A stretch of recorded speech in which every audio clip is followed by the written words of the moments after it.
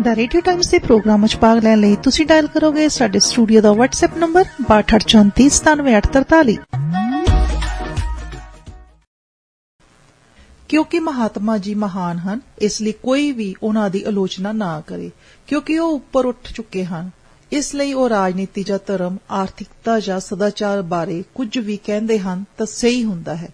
तुसीं मंनदे हो भावें नहीं मंनदे, तुहानूं इह जरूर कहना पवेगा, हाँ ਇਹ ਗੱਲ ठीक है। ਇਹ ਮਾਨਸਿਕਤਾ ਸਾਨੂੰ ਪ੍ਰਗਤੀ ਵੱਲ ਨਹੀਂ ਲਿਜਾਂਦੀ, ਸਗੋਂ ਇਹ ਸਪਸ਼ਟ ਤੌਰ ਤੇ ਪ੍ਰਤੀਗਾਮੀ ਮਾਨਸਿਕਤਾ ਹੈ। ਜਿੱਥੋਂ ਤੱਕ ਪਹਿਲੇ ਸਵਾਲ ਦਾ ਸੰਬੰਧ ਹੈ, ਮੇਰਾ ਵਿਚਾਰ ਹੈ ਕਿ ਮੈਂ ਸਪਸ਼ਟ ਕਰ ਦਿੱਤਾ ਹੈ ਕਿ ਮੈਂ ਅਹੰਕਾਰ ਕਾਰਨ ਨਾਸਤਿਕ ਨਹੀਂ ਬਣਿਆ। ਇਹ ਫੈਸਲਾ ਮੈਂ ਨਹੀਂ, ਸਗੋਂ ਮੇਰੇ ਪਾਠਕਾਂ ਨੇ ਕਰਨਾ ਹੈ ਕਿ ਮੇਰੀਆਂ ਦਲੀਲਾਂ ਖੁੱਬਵੀਆਂ ਸਾਬਤ ਹੋਈਆਂ ਹਨ ਜਾਂ ਨਹੀਂ। ਮੈਨੂੰ ਪਤਾ ਹੈ ਕਿ ਹੁਣ ਦੀਆਂ ਹਾਲਤਾਂ ਵਿੱਚ ਜੇ ਮੈਂ ਆਸਤਿਕ ਹੁੰਦਾ ਤਾਂ ਮੇਰੀ ਜ਼ਿੰਦਗੀ ਹੁਣ ਨਾਲੋਂ ਆਸਾਨ ਹੋਣੀ ਸੀ ਅਤੇ ਮੇਰਾ ਬੋਝ ਹੁਣ ਨਾਲੋਂ ਘੱਟ ਹੋਣਾ ਸੀ, ਪਰ ਮੇਰੇ ਰੱਬ ਦੀ ਹੋਣ ਤੋਂ ਇਨਕਾਰੀ ਹੋਣ ਕਰਕੇ ਹਾਲਾਤ ਬਹੁਤ ਹੀ ਅਣਸੁਖਾਵੇਂ ਹੋ ਗਏ ਹਨ ਤੇ ਹਾਲਤ ਇਸ ਤੋਂ ਵੀ ਭੈੜੀ ਹੋ ਸਕਦੀ ਹੈ। ਥੋੜਾ ਜਿਹਾ ਰਹੱਸਵਾਦ ਇਸ ਹਾਲਤ ਨੂੰ ਸ਼ਾਇਰਾਨਾ ਬਣਾ ਸਕਦਾ ਹੈ, ਪਰ ਮੈਨੂੰ ਆਪਣੇ ਅੰਤ ਵਾਸਤੇ ਕਿਸੇ ਨਸ਼ੇ ਦੀ ਮਦਦ ਦੀ ਲੋੜ ਨਹੀਂ ਹੈ। ਮੈਂ ਯਥਾਰਥਵਾਦੀ ਹਾਂ। ਮੈਂ ਤਰਕ ਦੀ ਮਦਦ ਨਾਲ ਇਸ ਰੁਝਾਨ ਉਤੇ ਕਾਬੂ ਪਾਉਣ ਦੀ ਕੋਸ਼ਿਸ਼ ਕਰਦਾ ਰਿਹਾ ਹਾਂ। ਮੈਂ ਇਸ ਕੋਸ਼ਿਸ਼ ਵਿੱਚ ਹਮੇਸ਼ਾ ਹੀ ਸਫਲ ਨਹੀਂ ਹੁੰਦਾ, ਪਰ ਬੰਦੇ ਦਾ ਫਰਜ਼ ਤਾਂ ਕੋਸ਼ਿਸ਼ ਕਰੀ ਜਾਣਾ ਹੁੰਦਾ ਹੈ। ਕਾਮਯਾਬੀ ਮੌਕੇ ਤੇ ਹਾਲਾਤ ਉੱਤੇ ਨਿਰਭਰ ਹੁੰਦੀ ਹੈ। ਦੂਜਾ ਸਵਾਲ ਇਹ ਹੈ ਕਿ ਜੇ ਅਹੰਕਾਰ ਨਹੀਂ ਤਾਂ ਰੱਬ ਦੀ ਹੋਣ ਦੀ ਪੁਰਾਣੀ ਤੇ ਪ੍ਰਚਲਿਤ ਧਾਰਨਾ ਨੂੰ ਨਾ ਮੰਨਣ ਦਾ ਕੋਈ ਕਾਰਨ ਹੋਵੇਗਾ। ਹਾਂ, ਮੈਂ ਇਸ ਸਵਾਲ ਵੱਲ ਆਉਂਦਾ ਹਾਂ। ਇਸ ਦਾ ਕਾਰਨ ਹੈ, ਮੇਰੇ ਵਿਚਾਰ ਅਨੁਸਾਰ ਜਿਸ ਵਿਅਕਤੀ ਕੋਲ ਥੋੜੀ ਬਹੁਤ ਸ਼ਕਤੀ ਹੈ, ਉਹ ਹਮੇਸ਼ਾ ਆਪਣੇ ਆਲੇ ਦੁਆਲੇ ਨੂੰ ਤਰਕ ਦੀ ਕਸਵੱਟੀ ਉੱਤੇ ਪਰਖਦਾ ਹੈ। ਜਿੱਥੇ ਸਿੱਧੇ ਸਬੂਤ ਨਹੀਂ ਮਿਲਦੇ, ਉੱਥੇ ਫਲਸਫੇ ਦਾ ਅਹਿਮ ਥਾਂ ਹੁੰਦਾ ਹੈ। ਜਿਵੇਂ ਮੈਂ ਪਹਿਲਾਂ ਹੀ ਆਖ ਚੁੱਕਾ ਹਾਂ, ਮੇਰਾ ਕੋਈ ਇਨਕਲਾਬੀ ਦੋਸਤ ਕਿਹਾ ਕਰਦਾ ਸੀ ਕਿ ਫਲਸਫਾ ਮਨੁੱਖੀ ਕਮਜ਼ੋਰੀ ਦੀ ਪੈਦਾਵਾਰ ਹੈ। ਜਦ ਸਾਡੇ ਵੱਡੇ ਵਡੇਰਿਆਂ ਕੋਲ ਇਸ ਜਗਤ ਤਮਾਸ਼ੇ ਨੂੰ ਜਾਣਨ ਦੀ ਕਾਫੀ ਫੁਰਸਤ ਮਿਲੀ ਤੇ ਜਦ ਉਹਨਾਂ ਨੂੰ ਜਗਤ ਦੇ ਅਤੀਤ, ਵਰਤਮਾਨ ਤੇ ਭਵਿੱਖ ਤੇ ਹੋਰ ਬਹੁਤ ਸਾਰੇ ਸਵਾਲਾਂ ਦੇ ਸਿੱਧੇ ਸਬੂਤ ਨਾ ਮਿਲੇ, ਤਾਂ ਹਰ ਕਿਸੇ ਨੇ ਇਸ ਸਮੱਸਿਆ ਨੂੰ ਆਪਣੇ ਤਰੀਕੇ ਨਾਲ ਸੁਲਝਾਉਣ ਦੀ ਕੋਸ਼ਿਸ਼ ਕੀਤੀ। ਇਸੇ ਕਰਕੇ ਵੱਖ-ਵੱਖ ਧਰਮਾਂ ਦੇ ਬੁਨਿਆਦੀ ਸਿਧਾਂਤਾਂ ਵਿੱਚ ਵੱਡੇ-ਵੱਡੇ ਮਤਭੇਦ ਮਿਲਦੇ ਹਨ, ਜਿਹੜੇ ਕਦੇ-ਕਦੇ ਬਹੁਤ ਵਿਰੋਧੀ ਰੂਪ ਅਖਤਿਆਰ ਕਰ ਜਾਂਦੇ ਹਨ। ਜਿੱਥੇ ਏਸ਼ੀਆਈ ਅਤੇ ਯੂਰਪੀ ਫਿਲਾਸਫੀਆਂ ਵਿੱਚ ਵਖਰੇਵਾਂ ਹੈ, ਇੱਥੋਂ ਤੱਕ ਕਿ ਹਰ ਮਹਾਖੇਤਰ ਦੀਆਂ ਵੱਖ-ਵੱਖ ਵਿਚਾਰ ਪ੍ਰਣਾਲੀਆਂ ਵਿੱਚ ਮਤਭੇਦ ਮਿਲਦਾ ਹੈ। ਏਸ਼ੀਆਈ ਧਰਮਾਂ ਵਿੱਚ ਮੁਸਲਿਮ ਧਰਮ ਦੀ ਹਿੰਦੂ ਧਰਮ ਨਾਲ ਕੋਈ ਸਾਂਝ ਨਹੀਂ। ਸਿਰਫ ਹਿੰਦੁਸਤਾਨ ਵਿੱਚ ਹੀ ਬੁੱਧ ਧਰਮ ਅਤੇ ਜੈਨ ਧਰਮ ਬ੍ਰਾਹਮਣਵਾਦ ਤੋਂ ਕਾਫੀ ਵੱਖਰੇ ਹਨ ਤੇ ਬ੍ਰਾਹਮਣਵਾਦ ਵਿੱਚ ਵੀ ਅਗਾਹਾਂ ਆਰੀਆ ਸਮਾਜ ਤੇ ਸਨਾਤਨ ਧਰਮ ਵਰਗੇ ਵਿਰੋਧੀ ਮਤ ਹਨ। ਚਾਰਵਾਕ ਪੁਰਾਤਨ ਕਾਲ ਦਾ ਸੁਤੰਤਰ ਚਿੰਤਕ ਸੀ। ਉਸਨੇ ਰੱਬ ਦੀ ਪ੍ਰਭੂ ਸੱਤਾ ਨੂੰ ਵੰਗਾਰਿਆ ਸੀ। ਇਹਨਾਂ ਸਾਰੇ ਮਤਾਂ ਵਿੱਚ ਬੁਨਿਆਦੀ ਸਵਾਲ ਬਾਰੇ ਮਤਭੇਦ ਹਨ। ਹਰ ਕੋਈ ਆਪਣੇ ਆਪ ਨੂੰ ਦਰੁਸਤ ਮੰਨਦਾ ਹੈ। ਇਹੋ ਸਾਰੀ ਬੁਰਾਈ ਹੈ। ਪੁਰਾਣੇ ਵਿਦਵਾਨਾਂ ਦੇ ਵਿਚਾਰਾਂ ਅਤੇ ਤਜਰਬਿਆਂ ਨੂੰ ਅਗਿਆਨਤਾ ਵਿਰੁੱਧ ਸਾਡੀ ਆਉਣ ਵਾਲੀ ਜਦੋਜਹਿਦ ਦਾ ਆਧਾਰ ਬਣਾਉਣ ਤੇ ਇਸ ਭੇਦ ਭਰੀ ਸਮੱਸਿਆ ਦਾ ਹੱਲ ਲੱਭਣ ਦੀ ਕੋਸ਼ਿਸ਼ ਕਰਨ ਦੀ ਥਾਂ ਅਸੀਂ ਸੁਸਤ, ਨਿਕੰਮੇ, ਕੱਟੜ ਧਰਮ ਦੀ ਹਾਲ ਦੁਹਾਈ ਪਾਉਣ ਲੱਗ ਜਾਂਦੇ ਹਾਂ ਅਤੇ ਇੰਜ ਮਨੁੱਖੀ ਜਾਗ੍ਰਿਤੀ ਵਿੱਚ ਆਈ ਖੜੋਤ ਦੇ ਕਸੂਰਵਾਰ ਹਾਂ। ਜਿਹੜਾ ਵੀ ਮਨੁੱਖ ਪ੍ਰਗਤੀ ਦਾ ਹਾਮੀ ਹੈ, ਉਸ ਨੂੰ ਲਾਜ਼ਮੀ ਤੌਰ ਉੱਤੇ ਪੁਰਾਣੇ ਵਿਸ਼ਵਾਸ ਦੀ ਹਰ ਗੱਲ ਦੀ ਆਲੋਚਨਾ ਕਰਨੀ ਪਏਗੀ। ਇਹਦੇ ਵਿੱਚ ਅਵਿਸ਼ਵਾਸ ਪ੍ਰਗਟ ਕਰਨਾ ਪਏਗਾ ਅਤੇ ਇਹਦੇ ਹਰ ਪਹਿਲੂ ਨੂੰ ਵੰਗਾਰਨਾ ਪਏਗਾ। ਪ੍ਰਚਲਿਤ ਵਿਸ਼ਵਾਸ ਦੀ ਇਕੱਲੀ ਗੱਲ ਦੀ ਬਾਦਲੀਲ ਪੁੰਛਾਣ ਕਰਨੀ ਹੋਵੇਗੀ। ਜੇ ਕੋਈ ਦਲੀਲ ਨਾਲ ਕਿਸੇ ਸਿਧਾਂਤ ਜਾਂ ਫਲਸਫੇ ਵਿੱਚ ਵਿਸ਼ਵਾਸ ਕਰਨ ਲੱਗਦਾ ਹੈ ਤਾਂ ਉਹ ਵਿਸ਼ਵਾਸ ਸਰਾਉਣਯੋਗ ਹੈ। ਉਹਦੀ ਦਲੀਲ ਗਲਤ ਜਾਂ ਉੱਕਾ ਹੀ ਬੇਬੁਨਿਆਦ ਹੋ ਸਕਦੀ ਹੈ, ਪਰ ਉਹਨੂੰ ਦਰੁਸਤ ਰਾਹ ਉੱਤੇ ਲਿਆਂਦਾ ਜਾ ਸਕਦਾ ਹੈ, ਕਿਉਂਕਿ ਤਰਕਸ਼ੀਲਤਾ ਉਹਦੀ ਜ਼ਿੰਦਗੀ ਦਾ ਧਰੂ ਧਾਰਾ ਹੁੰਦੀ ਹੈ। ਪਰ ਨੀਰਾ ਵਿਸ਼ਵਾਸ ਅਤੇ ਅੰਨਾ ਵਿਸ਼ਵਾਸ ਖਤਰਨਾਕ ਹੁੰਦਾ ਹੈ। ਇਹ ਦਿਮਾਗ ਨੂੰ ਕੁੰਦ ਬਣਾਉਂਦਾ ਹੈ ਤੇ ਬੰਦੇ ਨੂੰ ਪ੍ਰਤੀਗਾਮੀ ਯਾਨੀ ਕਿ ਪਿਛਾਂਹ ਖਿੱਚੂ ਬਣਾ ਦਿੰਦਾ ਹੈ। ਜਿਹੜਾ ਵੀ ਬੰਦਾ ਯਥਾਰਥਵਾਦੀ ਹੋਣ ਦਾ ਦਾਅਵਾ ਕਰਦਾ ਹੈ, ਉਹਨੂੰ ਸਮੁੱਚੇ ਪੁਰਾਤਨ ਵਿਸ਼ਵਾਸ ਨੂੰ ਚੈਲੰਜ ਕਰਨਾ ਪਏਗਾ। ਜੇ ਇਹ ਵਿਸ਼ਵਾਸ ਦਲੀਲ ਅੱਗੇ ਨਾ ਖੜ ਸਕੇ ਤਾਂ ਇਹ ਢਹਿ ਢੇਰੀ ਹੋ ਜਾਣਗੇ। ਫਿਰ ਉਸ ਬੰਦੇ ਦਾ ਪਹਿਲਾ ਕੰਮ ਸਾਰੇ ਪੁਰਾਤਨ ਵਿਸ਼ਵਾਸ ਨੂੰ ਤਬਾਹ ਕਰਕੇ ਨਵੇਂ ਫਲਸਫੇ ਲਈ ਜ਼ਮੀਨ ਤਿਆਰ ਕਰਨਾ ਹੋਵੇਗਾ। ਇਹ ਨਕਾਰਾਤਮਕ ਪੱਖ ਹੈ। ਇਸ ਤੋਂ ਮਗਰੋਂ ਸਕਾਰਾਤਮਕ ਕੰਮ ਸ਼ੁਰੂ ਹੁੰਦਾ ਹੈ, ਜਿਸ ਵਿੱਚ ਕਈ ਪੁਰਾਣੇ ਵਿਸ਼ਵਾਸ ਦੀ ਕੁਝ ਸਮੱਗਰੀ ਮੁੜ ਉਸਾਰੀ ਲਈ ਵਰਤੀ ਜਾ ਸਕਦੀ ਹੈ। ਜਿੱਥੋਂ ਤੱਕ ਮੇਰਾ ਸੰਬੰਧ ਹੈ, ਮੈਂ ਇਹ ਤਸਲੀਮ ਕਰਦਾ ਹਾਂ ਕਿ ਇਸ ਬਾਰੇ ਬਹੁਤਾ ਅਧਿਐਨ ਨਹੀਂ ਕਰ ਸਕਿਆ। ਏਸ਼ੀਆਈ ਫਲਸਫੇ ਨੂੰ ਪੜ੍ਹਨ ਦੀ ਮੇਰੀ ਇਹ ਵੱਡੀ ਰੀਝ ਸੀ, ਪਰ ਮੈਨੂੰ ਇਸ ਦਾ ਵਕਤ ਜਾਂ ਮੌਕਾ ਨਹੀਂ ਮਿਲ ਸਕਿਆ। ਪਰ ਜਿੱਥੋਂ ਤੱਕ ਨਕਾਰਾਤਮਕ ਪੱਖ ਦਾ ਸੰਬੰਧ ਹੈ, ਮੈਨੂੰ ਇੱਥੋਂ ਤੱਕ ਯਕੀਨ ਹੈ ਕਿ ਮੈਂ ਪੁਰਾਤਨ ਵਿਸ਼ਵਾਸ ਦੀ ਪੁਖਤਗੀ ਉੱਤੇ ਕਿੰਤੂ ਕਰ ਸਕਦਾ ਹਾਂ। ਮੈਨੂੰ ਪੱਕਾ ਯਕੀਨ ਹੈ ਕਿ ਕੁਦਰਤ ਨੂੰ ਚਲਾਉਣ ਵਾਲਾ ਕੋਈ ਪਰਮਾਤਮਾ ਜਾਂ ਸੁਚੇਤ ਸੱਤਾ ਨਹੀਂ ਹੈ। ਸਾਡਾ ਕੁਦਰਤ ਵਿੱਚ ਯਕੀਨ ਹੈ ਤੇ ਸਮੁੱਚੀ ਤਰੱਕੀ ਦਾ ਨਿਸ਼ਾਨਾ ਮਨੁੱਖ ਦਾ ਕੁਦਰਤ ਉੱਤੇ ਆਪਣੀ ਸੇਵਾ ਵਾਸਤੇ ਗਲਬਾ ਪਾਉਣਾ ਹੈ। ਇਹਦੇ ਪਿੱਛੋਂ ਕੋਈ ਸੁਚੇਤ ਚਾਲਕ ਸ਼ਕਤੀ ਨਹੀਂ ਹੈ। ਇਹ ਸਾਡਾ ਫਲਸਫਾ ਹੈ। ਨਕਾਰਾਤਮਕ ਪੱਖ ਤੋਂ ਅਸੀਂ ਆਸਤਿਕਤਾ ਤੋਂ ਕੁਝ ਸਵਾਲ ਪੁੱਛਦੇ ਹਾਂ। ਕੀ ਤੁਹਾਡੇ ਵਿਚਾਰ ਅਨੁਸਾਰ ਜੇ ਕੋਈ ਸਰਵ ਸ਼ਕਤੀਮਾਨ, ਸਰਵ ਵਿਆਪਕ ਤੇ ਸਰਵ ਗਿਆਤਾ ਰੱਬ ਹੈ, ਤਾਂ ਦੁਨੀਆ ਜਾਂ ਧਰਤੀ ਨੂੰ ਜਿਸਨੇ ਸਾਜਿਆ ਸੀ, ਮੈਨੂੰ ਇਹ ਦੱਸਣ ਦੀ ਮਿਹਰਬਾਨੀ ਕਰੋ ਕਿ ਉਸਨੇ ਧਰਤੀ ਸਾਜੀ ਹੀ ਕਿਉਂ? ਉਹ ਧਰਤੀ ਜੋ ਦੁੱਖਾਂ, ਆਫਤਾਂ, ਅਣਗਿਣਤ ਅਨੰਤ ਦੁਖਾਂਤਾਂ ਨਾਲ ਭਰੀ ਪਈ ਹੈ, ਜਿੱਥੇ ਇੱਕ ਵੀ ਜੀਵ ਪੂਰੀ ਤਰ੍ਹਾਂ ਸੁਖੀ ਨਹੀਂ ਹੈ। ਮਿਹਰਬਾਨੀ ਕਰਕੇ ਇਹ ਨਾ ਆਖੋ ਕਿ ਇਹ ਉਸ ਦਾ ਨੇਮ ਹੈ। ਜੇ ਉਹ ਕਿਸੇ ਨੇਮ ਦੇ ਵੱਸ ਹੈ ਤਾਂ ਉਹ ਸਰਵ ਸ਼ਕਤੀਮਾਨ ਨਹੀਂ, ਤਾਂ ਫਿਰ ਉਹ ਵੀ ਸਾਡੇ ਵਰਗਾ ਗੁਲਾਮ ਹੈ। ਮਿਹਰਬਾਨੀ ਕਰਕੇ ਇਹ ਵੀ ਨਾ ਆਖੋ ਕਿ ਉਸ ਦਾ ਸ਼ੁਗਲ ਹੈ। ਨੀਰੋ ਨੇ ਤਾਂ ਇੱਕੋ ਰੋਮ ਸਾੜ ਕੇ ਸਵਾਹ ਕੀਤਾ ਸੀ। ਉਸਨੇ ਗਿਣਤੀ ਦੇ ਬੰਦੇ ਜਾਨੋਂ ਮਾਰੇ ਸਨ। ਉਸਦੇ ਹੱਥੋਂ ਬਹੁਤ ਘੱਟ ਦੁਖਾਂਤ ਵਾਪਰੇ। ਇਹ ਸਭ ਉਸਨੇ ਆਪਣੇ ਮਜ਼ੇ ਲਈ ਕੀਤਾ ਤੇ ਇਤਿਹਾਸ ਵਿੱਚ ਉਸਨੂੰ ਕਿਹੜੀ ਥਾਂ ਹਾਸਲ ਹੈ? ਇਤਿਹਾਸਕਾਰ ਉਸਦਾ ਜ਼ਿਕਰ ਕਿਹੜੇ ਨਾਵਾਂ ਨਾਲ ਕਰਦੇ ਹਨ? ਸਾਰੇ ਵਿਹੋਲੇ ਵਿਸ਼ੇਸ਼ਣ ਉਸਦੇ ਲਈ ਵਰਤੇ ਜਾਂਦੇ ਹਨ। ਜ਼ਾਲਮ, ਬੇਰਹਿਮ, ਸ਼ੈਤਾਨ। ਨੀਰੋ ਦੀ ਨਿਖੇਧੀ ਕਰਨ ਲਈ ਲਾਹਨਤਾਂ ਨਾਲ ਸਫਿਆਂ ਦੇ ਸਫੇ ਕਾਲੇ ਕੀਤੇ ਪਏ ਹਨ। ਇੱਕ ਚੰਗੇਜ਼ ਖਾਨ ਨੇ ਮਜ਼ਾ ਲੈਣ ਲਈ ਕੁਝ ਹਜ਼ਾਰ ਲੋਕਾਂ ਦੀ ਜਾਨ ਲਈ ਸੀ ਅਤੇ ਅੱਜ ਅਸੀਂ ਉਸਦੇ ਨਾਂ ਤੱਕ ਨੂੰ ਨਫ਼ਰਤ ਕਰਦੇ ਹਾਂ। ਤਾਂ ਫਿਰ ਤੁਸੀਂ ਆਪਣੇ ਸਰਵ ਸ਼ਕਤੀਮਾਨ ਅਨੰਤ ਨੀਰੋ ਨੂੰ ਕਿਵੇਂ ਵਾਜਿਬ ਠਹਿਰਾਓਗੇ, ਜੋ ਅਜੇ ਵੀ ਹਰ ਦਿਨ, ਹਰ ਘੜੀ ਤੇ ਹਰ ਪਲ ਅਣਗਿਣਤ ਕਤਲ ਕਰੀ ਜਾ ਰਿਹਾ ਹੈ? ਤੁਸੀਂ ਉਸ ਦੀਆਂ ਉਹਨਾਂ ਕਰਤੂਤਾਂ ਦੀ ਹਿਮਾਇਤ ਕਿਵੇਂ ਕਰੋਗੇ ਜਿਹੜੀਆਂ ਪੱਲੋ ਪੱਲੀ ਚੰਗੇਜ਼ ਦੀਆਂ ਕਰਤੂਤਾਂ ਨੂੰ ਵੀ ਮਾਤ ਪਾਈ ਜਾਂਦੀਆਂ ਹਨ? ਮੈਂ ਪੁੱਛਦਾ ਹਾਂ ਕਿ ਇਹ ਦੁਨੀਆ ਬਣਾਈ ਹੀ ਕਿਉਂ ਸੀ? ਦੁਨੀਆ ਜਿਹੜੀ ਸੱਚੀ ਮੁੱਚੀ ਦਾ ਨਰਕ ਹੈ, ਅਨੰਤ ਤੇ ਤਲਖ ਬੇਚੈਨੀ ਦਾ ਘਰ ਹੈ, ਸਰਵ ਸ਼ਕਤੀਮਾਨ ਨੇ ਮਨੁੱਖ ਕਿਉਂ ਸਾਜਿਆ ਜਦ ਕਿ ਉਸਦੇ ਕੋਲ ਮਨੁੱਖ ਨੂੰ ਸਾਜਣ ਦੀ ਤਾਕਤ ਸੀ? ਇਹਨਾਂ ਸਾਰੀਆਂ ਗੱਲਾਂ ਦਾ ਤੁਹਾਡੇ ਕੋਲ ਕੀ ਜਵਾਬ ਹੈ? ਤੁਸੀਂ ਇਹ ਆਖੋਗੇ ਕਿ ਅਗਲੇ ਜਨਮ ਵਿੱਚ ਮਾਸੂਮ ਪੀੜਤਾਂ ਨੂੰ ਨਿਵਾਜਣ ਲਈ ਅਤੇ ਕੁਕਰਮੀਆਂ ਨੂੰ ਸਜ਼ਾ ਦੇਣ ਲਈ ਉਸਨੇ ਇੰਜ ਕੀਤਾ। ਅੱਛਾ, ਤਾਂ ਫਿਰ ਤੁਸੀਂ ਉਸ ਬੰਦੇ ਨੂੰ ਕਿਵੇਂ ਹੱਕੀ ਠਹਿਰਾਓਗੇ ਜੋ ਤੁਹਾਡੇ ਸਰੀਰ ਨੂੰ ਇਸ ਵਾਸਤੇ ਜ਼ਖਮੀ ਕਰਦਾ ਹੈ ਕਿ ਮਗਰੋਂ ਬੜੇ ਪਿਆਰ ਨਾਲ ਟਕੋਰਾ ਕਰੇਗਾ? ਗਲੈਡੀਏਟਰ ਸੰਸਥਾ ਦੇ ਹਮਾਇਤੀਆਂ ਤੇ ਪ੍ਰਬੰਧਕਾਂ ਦਾ ਇਹ ਕਾਰਾ ਕਿੱਥੋਂ ਥਈ ਸਹੀ ਹੁੰਦਾ ਸੀ? ਦੂਜੇ ਉਹ ਭੁੱਖੇ ਕਰੋਪੀ ਸ਼ੇਰਾਂ ਅੱਗੇ ਬੰਦਿਆਂ ਨੂੰ ਇਸ ਲਈ ਸੁੱਟ ਦਿੰਦੇ ਸੀ ਕਿ ਜੇ ਉਹ ਸ਼ੇਰਾਂ ਦੇ ਹੱਥੋਂ ਬਚ ਗਏ ਤਾਂ ਉਹਨਾਂ ਦੀ ਬਹੁਤ ਖਾਤਰ ਤਵੱਜੋ ਹੋਏਗੀ। ਇਸੇ ਕਰਕੇ ਮੈਂ ਪੁੱਛਦਾ ਹਾਂ, ਸੁਚੇਤ ਸਰਵ ਉੱਚ ਸੱਤਾ ਨੇ ਇਹ ਦੁਨੀਆ ਤੇ ਮਨੁੱਖ ਕਿਉਂ ਸਾਜਿਆ?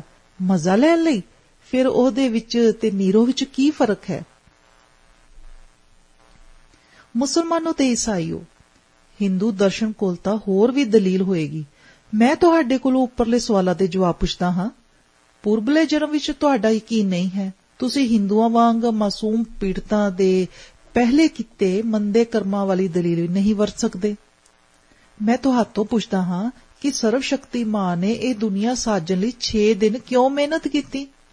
ਉਸਨੇ ਕਿਉਂ ਕਿਹਾ ਕਿ ਸਭ ਅੱਛਾ ਹੈ?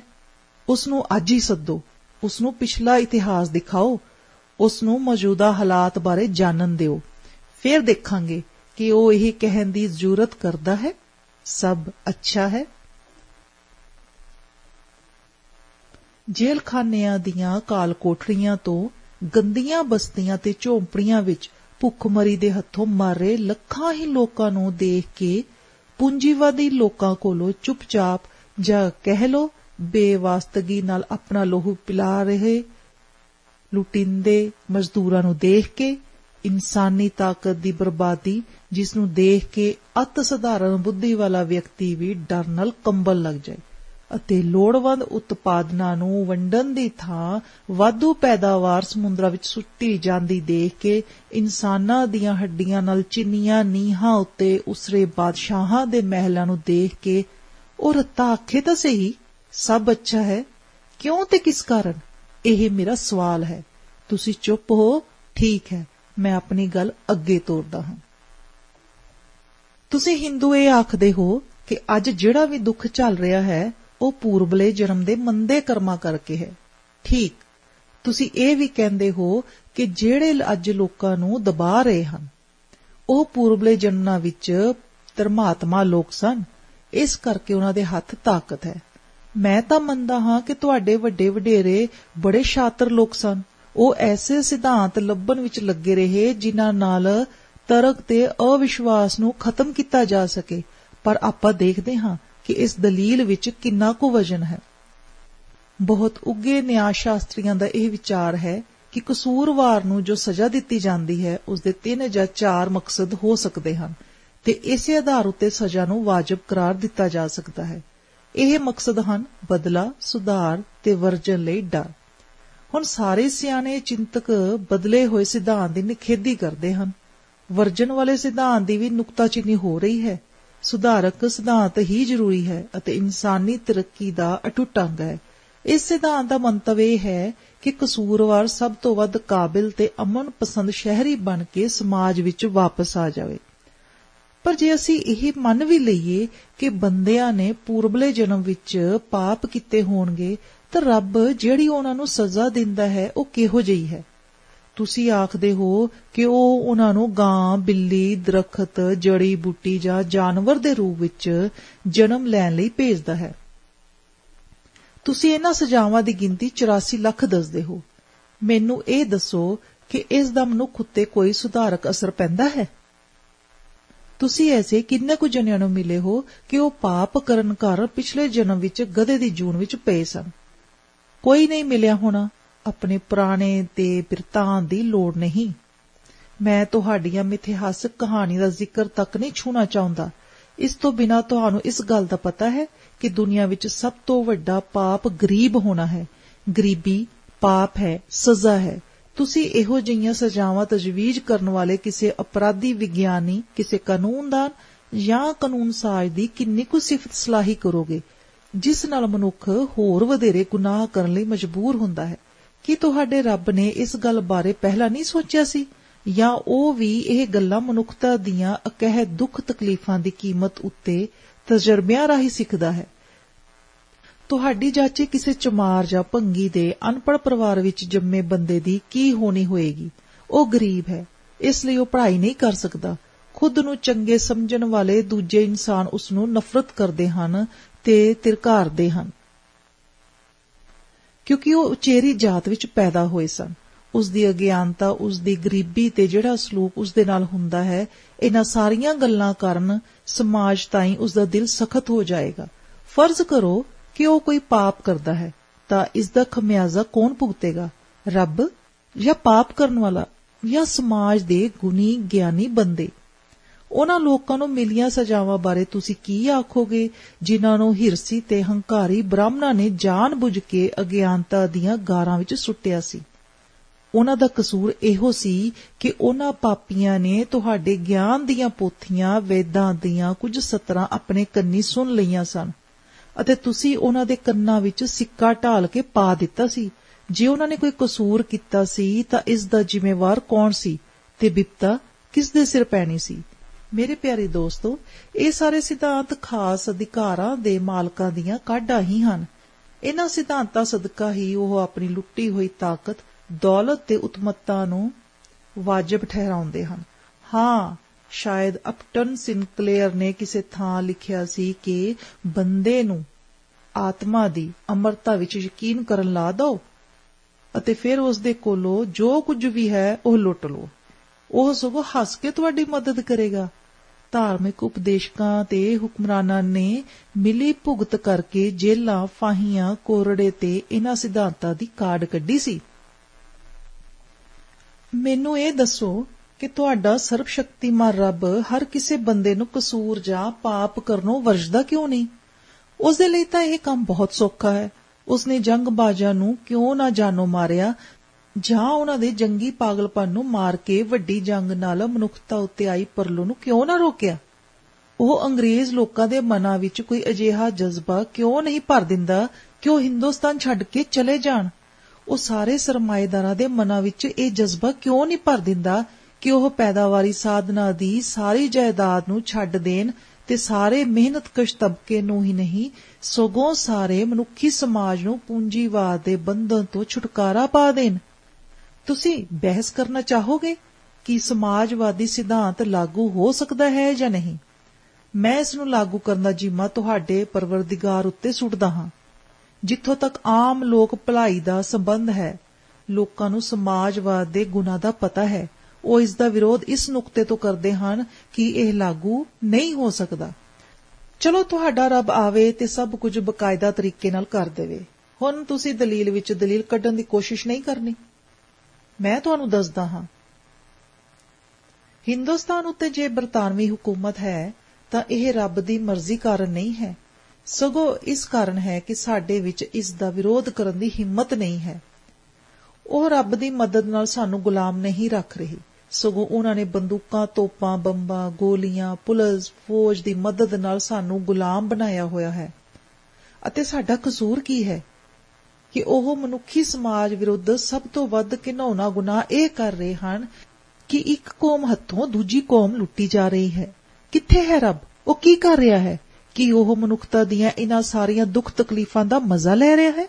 ਉਹ ਨੀਰੋ ਹੈ? ਉਹ ਚੰਗੇਜ਼ ਖਾਂ ਹੈ? ਰੱਬ ਮੁਰਦਾਬਾਦ।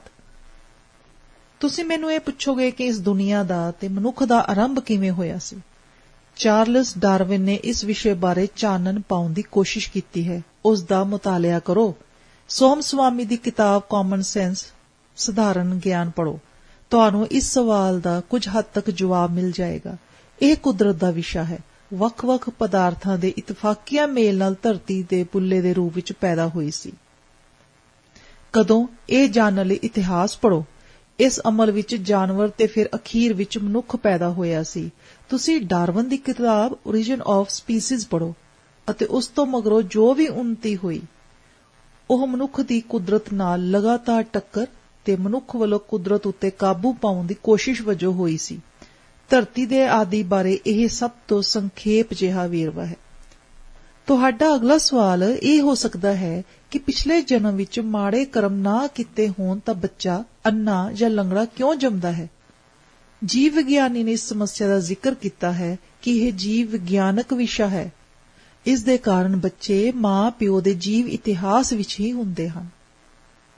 ਕੁਦਰਤਨ ਤੁਸੀਂ ਇੱਕ ਹੋਰ ਸਵਾਲ ਪੁੱਛ ਸਕਦੇ ਹੋ, ਭਾਵੇਂ ਕਿ ਇਹ ਨੀਰਾ ਬਚਕਾਨਾ ਸਵਾਲ ਹੀ ਹੈ।